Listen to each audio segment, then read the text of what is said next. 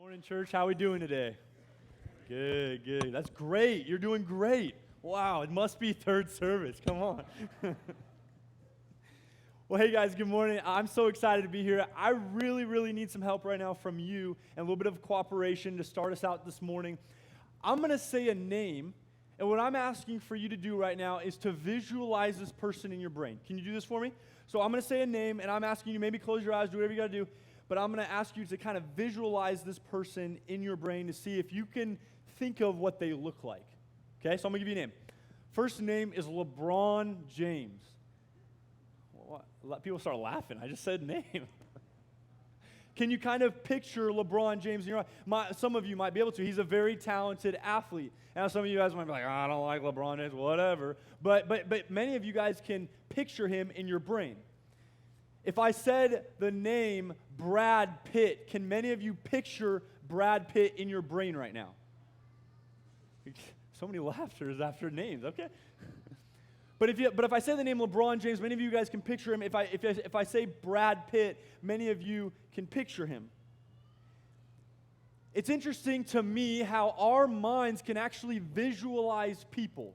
I mean, think about your mom or your dad, or if you have siblings, brother or sister. If I were to ask you to visualize them, you might even be able to kind of put a sketch on paper of like what they look like. Because our brain automatically, like I say a name and you can think of them. When I say LeBron James, you might actually picture him kind of wearing a jersey. You might picture him playing basketball if you watch him play. Like your mind automatically can visualize someone. In the same way that we visualize people, I think we also actually have an opinion of people as well.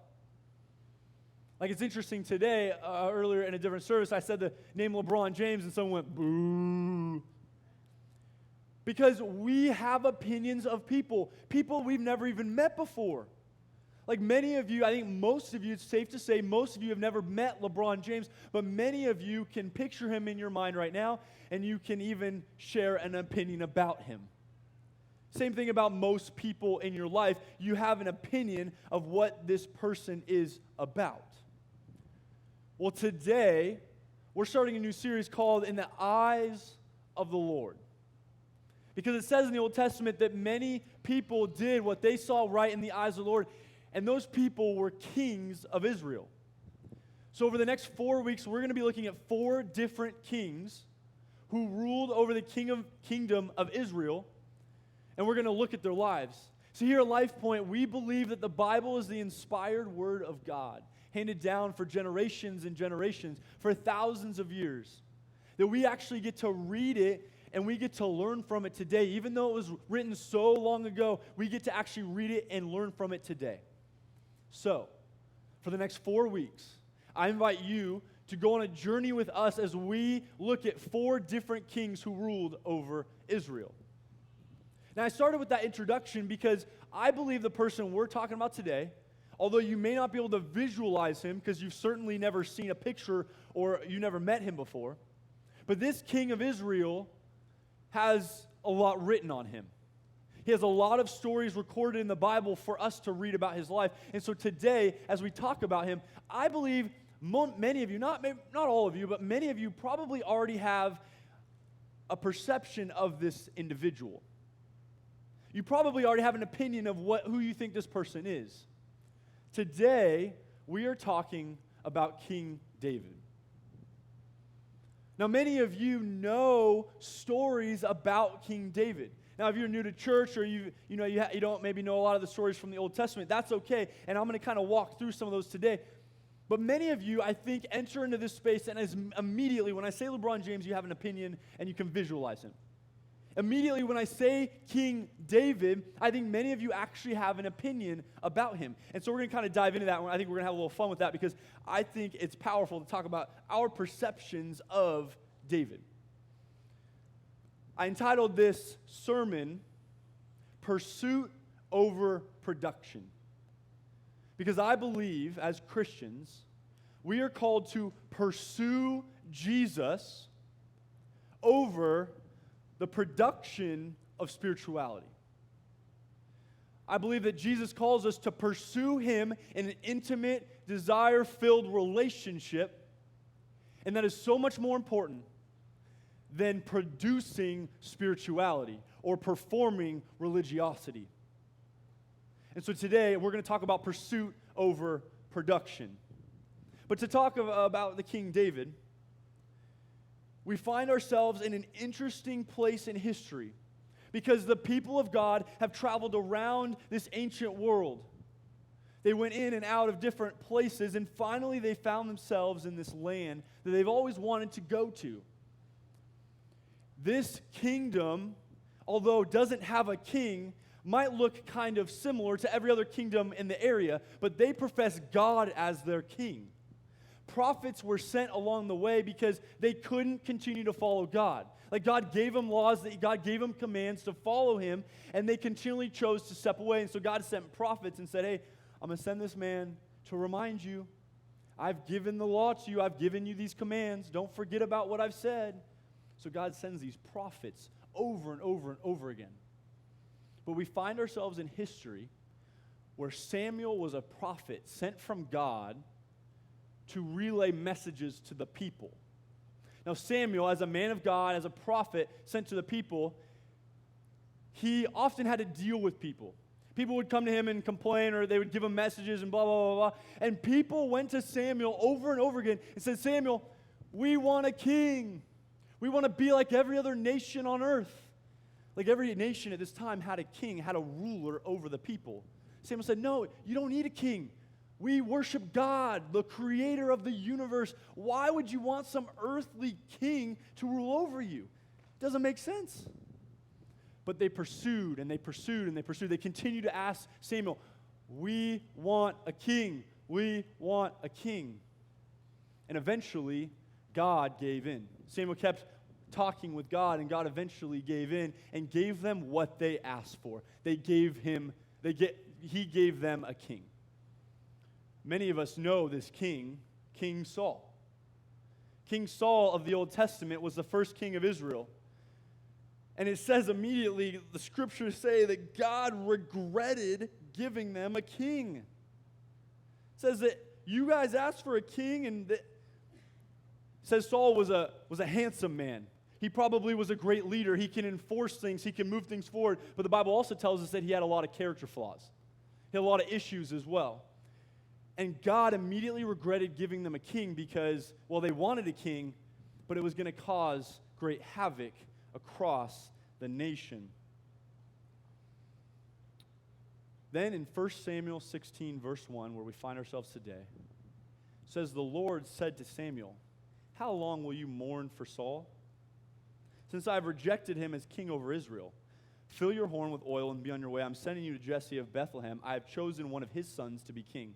Now, wait. Saul has been king for not that long, and now God's already instituting a plan for Samuel to go find the next one. Samuel kind of argues back and says, I don't know if I could do that. I'll get in trouble from Saul if I go and find another king. But then it continues. God tells him to go, and so in 1 Samuel 16, verse 6, it says, when they arrived, Samuel saw Eliab and thought, surely the Lord's anointed stands here before the Lord. But catch this, verse 7, it says, but the Lord said to Samuel, do not consider his appearance or his height, for I have rejected him. The Lord does not look at the things people look at. People look at the outward appearance. What does the Lord look at? The Lord looks at the heart. And that's true of us today. Right? That the Lord does not dwell on the things that you do, but the Lord sees directly into your heart. And this is going to be the pattern for us this morning. It continues in 1 Samuel 16, verse 10. It says, Jesse had 7 of his sons pass before Samuel, but Samuel said to him, the Lord has not chosen these. So he asked Jesse, are these all the sons you have? There's still the youngest, Jesse answered. He is tending the sheep. Samuel said, send for him. We will not sit down until he arrives. They continue to stand. It's like they're pushing things forward. So he sent for him and had him brought in. He was glowing with health and had a fine appearance and handsome features. Now, it's interesting to me because the Bible still compliments David on his appearance, even though just prior to this it says we will not pick someone based on the appearance, we'll pick someone based on his heart. But it still says that he had handsome features. Then the Lord said, rise and anoint him. This is the one. So Samuel took the horn of oil and anointed him in the presence of his brothers, and from that day on the Spirit of the Lord came powerfully upon David. Samuel then went to Ramah.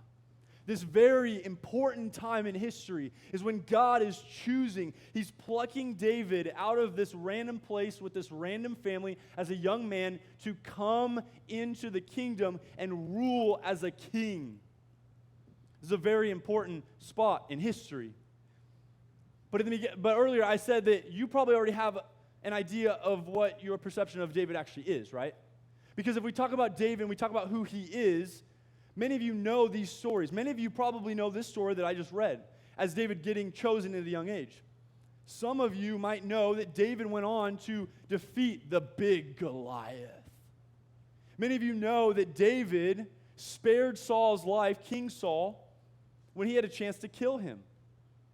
Many of you know that King David became the great king of Israel. Some of you might know that David moved the ark to Jerusalem, a very important part, significant part for the ark. Many of you know, or some of you might know, that David led many victories in war. He killed thousands and thousands of people. He was a very victorious man. He was very successful. Some of you might know that David wrote beautiful poetry for us to read today. Some of you know that you can actually read that and learn how to live our life in relationship with God today from the poetry that was written so long ago. Some of you might know that David eventually becomes in the line of Jesus, that the Messiah came from the line of David.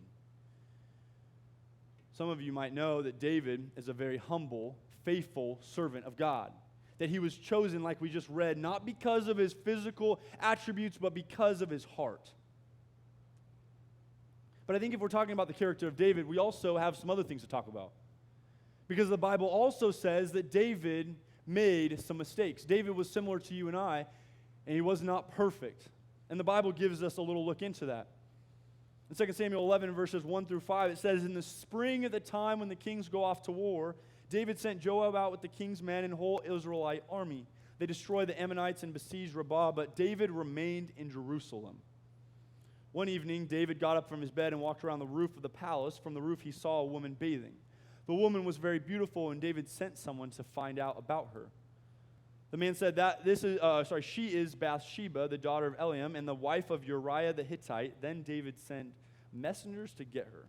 She came to him, and he slept with her. Then she went back home. The woman conceived and sent word to David, saying, 'I am pregnant.'"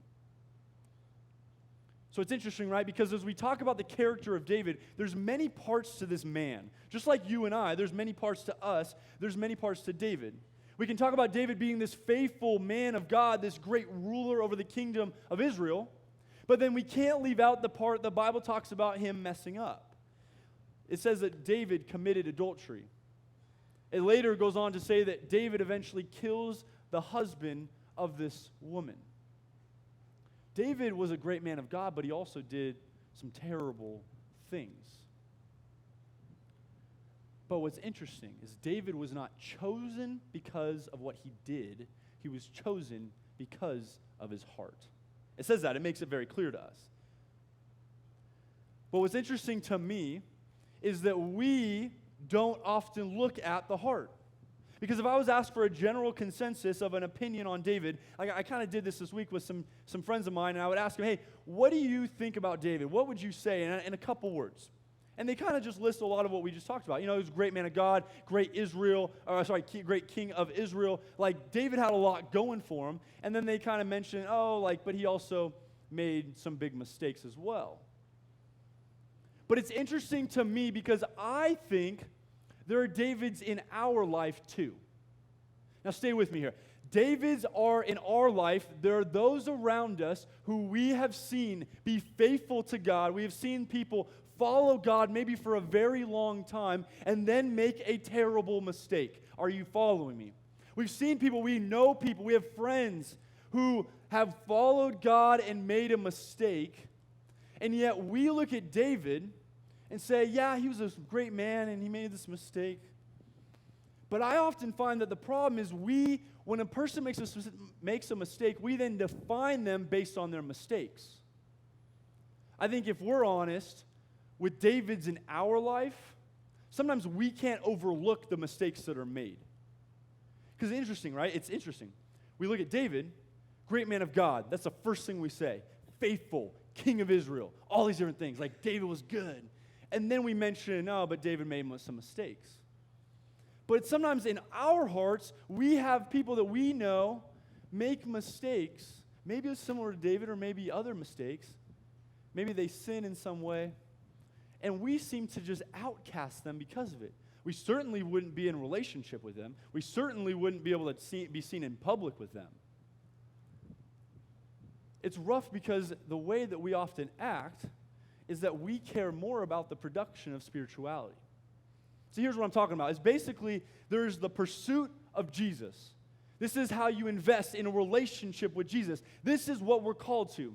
Because Jesus came and died 2,000 years ago so that we may be in relationship with him, that we may know him, and that he may transform our life. But we have to pursue Jesus. But we often get so wrapped up in the production of spirituality that we forget about the pursuit of Jesus. I think where this comes from for me is I have been around church for a very long time, and I think the longer we do church, what I mean is come to church and live in community with people here and do all these different things, there's the trap and there's the danger of falling into the production of spirituality. The longer we surround ourselves in this community, we are in danger of focusing on how we live and how we act and how we look to other people instead of our actual pursuit of Jesus. Because, friends, this is what's most important. Above all else, our pursuit of Jesus and our relationship with him is the most important thing. But then we get often sidetracked, and we focus on this production of spirituality.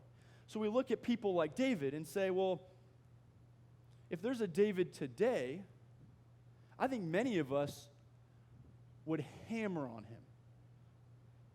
I think if we had a David today, many of us would outcast him.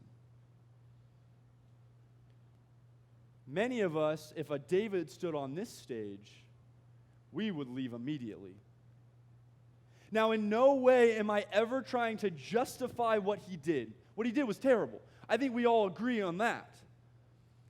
But what I'm scared about is, are we so focused on how people act in the production of spirituality that as soon as someone in this spot gets it wrong, as soon as someone like David, who's followed God for a long time, makes a great mistake, then we outcast him and we push him away. See, I'm so scared of how church can mess with our brain because we can then focus on the production of spirituality. But I think if our focus is on the pursuit of Jesus, then the most important thing is a person's heart. Not about what they do, but a person's heart. Then we can focus on the individual for who they are. Because what does that person need most in that moment? Think about yourself. When you have messed up or you've made mistakes or you've seen people around you make mistakes, what's the most important part?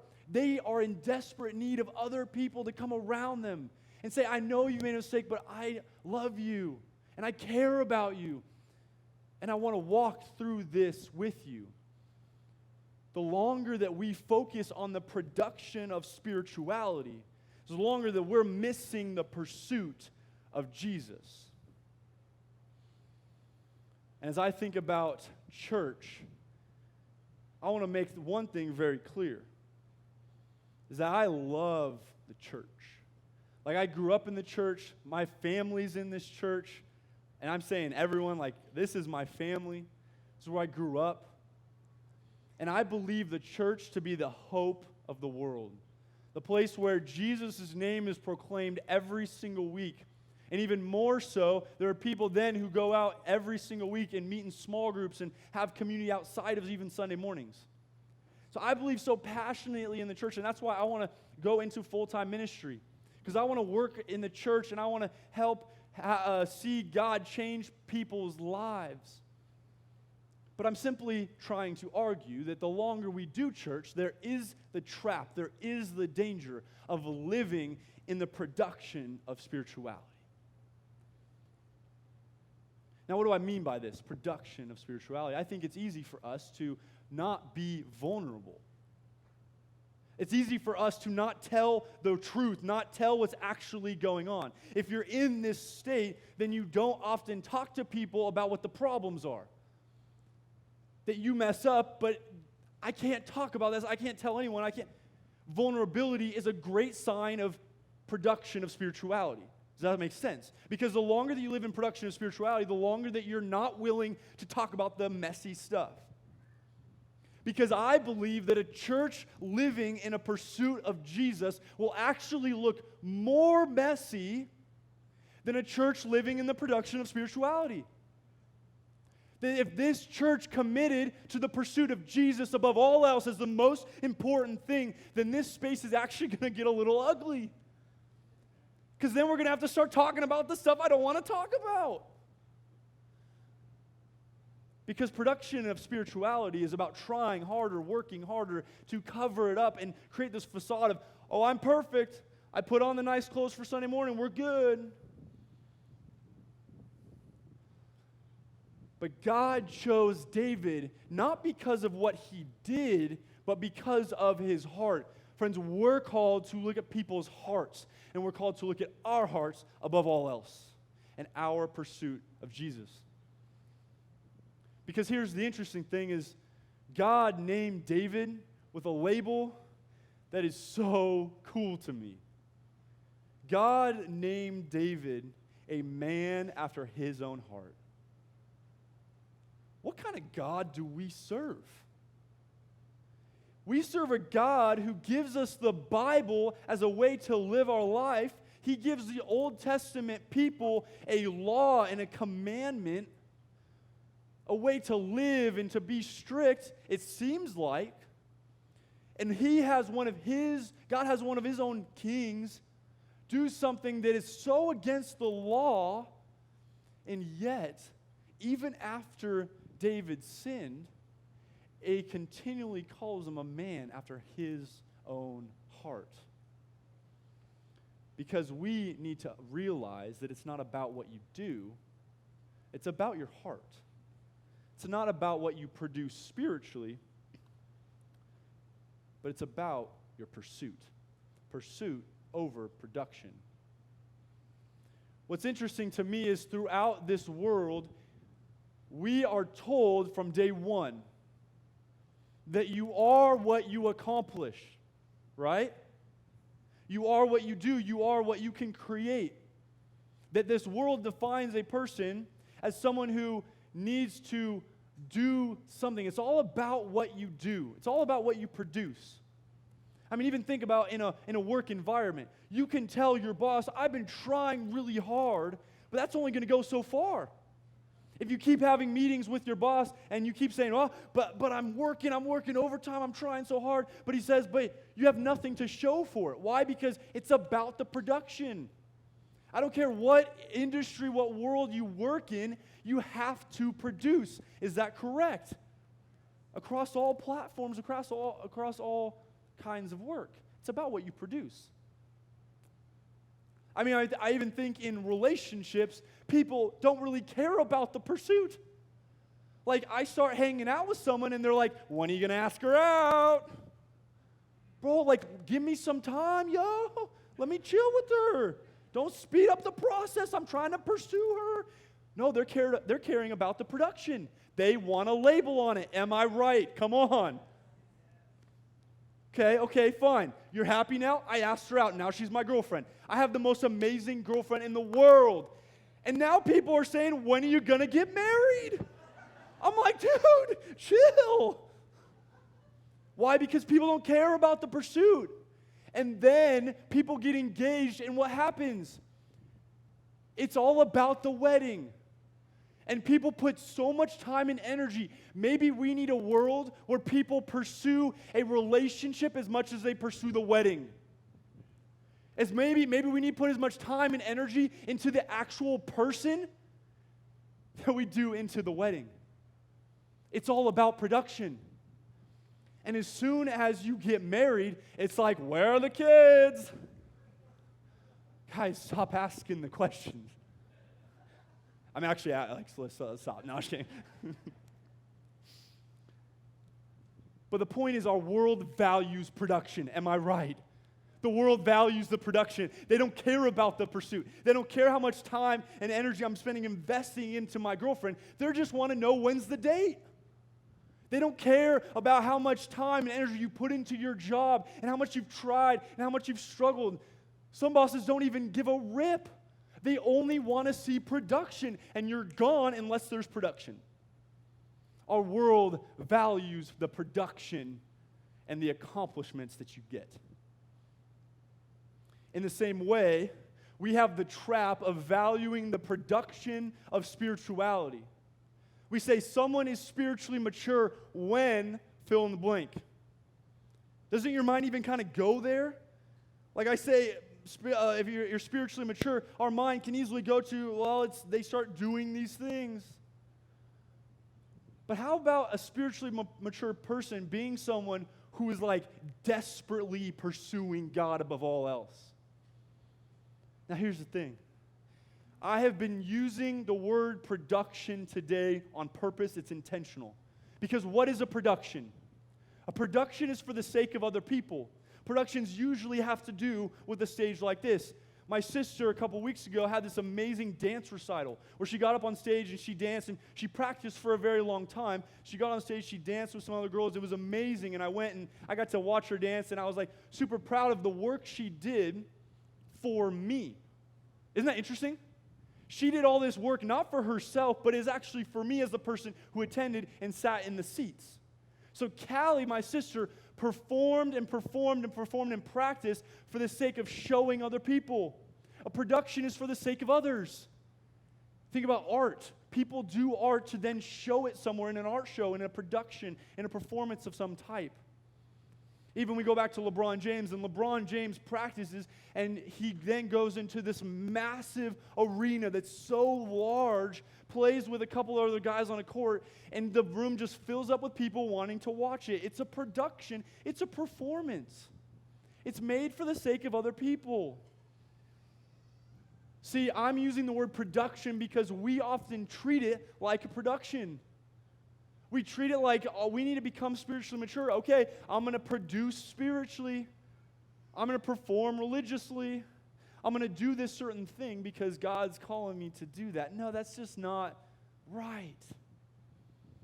See, I want to change the paradigm for us. That it's not pursuing Jesus and then performing or producing spiritually. There's one step. The one step is the pursuit of Jesus, period. The byproduct is life transformation. It does not go from pursuing Jesus to then changing your life. But I believe in your pursuit of Jesus, something amazing will happen. You will have life transformation in your pursuit of Jesus. So I'd encourage you. Can we, as a group of people, commit to changing our paradigm, to thinking about the pursuit of Jesus being the most important thing above all else? That we don't care about the production of spirituality. I want to go as far to say that we can all come to an agreement that we need to push out the production of spirituality. Because that's kind of the whole message, the whole last series that we were in, Accidental Pharisee. That Jesus pushed away the Pharisees because they could perform and produce spiritually. They could get their life looking a certain way. But Jesus calls us to be a community that actually is more messy and more ugly because we're vulnerable, because we're open, and because we are pursuing Him above all else. So I'm asking you today, is this something that you can commit to? Is this something that you can try to start thinking more about? And I want to talk for the last minute or two just about kind of my personal story. That in my life, I grew up in the church, and I worked in the church, I attended the church, I lived the church, really. And I think my mistake from a young age was learning to produce spiritually. That was a mistake that I made. Because of this place, I started to produce spiritually. And I'm not trying to bag on this place. I'm not trying to bag on anyone in this place. But I'm just saying it's a danger, and I want to caution you in that. That the longer that I am in church, the longer that I need to stiff arm producing spiritually, if you will. I need to stay away from that. Because my life, I realize that it's not about trying harder. It's not about trying to get over the sin and spending all my time and energy doing that. Because that's a big issue. And that's the issue that I found myself in. Is that I wanted to try on my own, or maybe even sometimes with other people. I want to try to defeat something. I want to try to get over something. I want to try to produce, see what I'm doing, produce. And I had something incredible happen in my life. When I chose to change my paradigm and instead focus on the pursuit of Jesus, it was the most beautiful thing. And in the process, my life changed forever. That I can tell you, and I can list off of things that I am free of, things that I don't struggle with, things that I can be free of because I have chosen to pursue Jesus. Because as long as we're trying to produce spiritually, we'll actually hit a dead end. But as soon as we're willing to focus our time and our energy into pursuing Jesus, all that becomes a byproduct. But it's not for the sake of production. It's for the sake of your relationship with God. So I ask you today, does this pertain to you? Is this something that maybe has to do with every one of us in the room? Because I think as a people, as a church, I want to learn how to pursue Jesus above all else. Not to judge people, but to forgive people and to love people. And I believe this space will be so much more attractive to other people when we can learn to be messy and when we can learn to be vulnerable.